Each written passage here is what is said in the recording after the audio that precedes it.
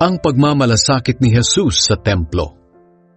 Pagdating nila sa Jerusalem, pumasok si Jesus sa templo at itinaboy niya ang mga nagtitinda at namimili roon. Itinaob niya ang mga mesa ng mga nagpapalit ng pera at ang mga upuan ng mga nagtitinda ng mga kalapating inihahandog sa templo. Pinagbawalan niya ang mga taong may paninda na dumaan sa templo. Pagkatapos, pinangaralan niya ang mga tao roon.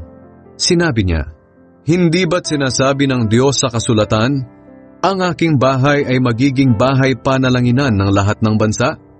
Ngunit ginawa ninyong pugad ng mga tulisan." Nabalitaan ng mga namamahalang pari at ng mga tagapagturo ng kautusan ang ginawa ni Jesus. Kaya humanap sila ng paraan upang mapatay siya. Pero natatakot sila sa kanya dahil hangang-hanga ang mga tao sa kanyang mga turo.